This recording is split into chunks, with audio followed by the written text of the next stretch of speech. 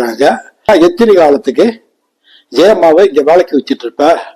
நம்மளுடைய டார்கெட் முடிஞ்சிட்டு அவளை வச்சு என்னென்ன செய்யணுமோ செஞ்சுட்டோம். இதுக்கு மேல எதுக்கு அவளை அனுப்பிச்சிடு.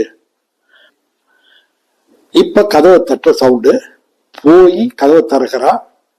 கதவை திறந்தா அங்க ஜெயம்மா நிக்கிறா, கூட ஒருத்தவன். அப்ப சொல்றா, இவன் தம்புடு, நீங்க வாஷிங் மிஷின் சரியா ஒர்க் ஆகலன்னு சொன்னீங்கல்ல, நம்ம ஏரியா பையன்தான் ஆச்சிட்டு வந்திருக்க, முடிச்சுட்டு போயிடலாம் அப்படின்னு அவ சொல்ல, சரி போய் வேலையை பாரு வேண்டாம் இருப்பா சொன்னா ரோஷினி.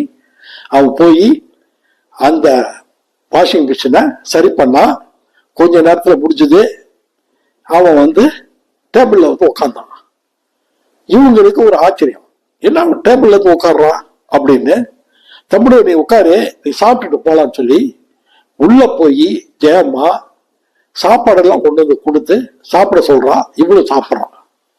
இவங்களுக்கு என்னடா நம்ம கிட்ட வேலை பார்க்கிற ஜெயம்மா திமிர்த்தனமா ஒருத்தனை கூட்டு அதெல்லாம் கரெக்டு சாப்பிட சொல்றால, நம்மளுடைய பர்மிஷன் இல்லாம அந்த கோவம் அந்த எரிச்சல் பார்க்கறா.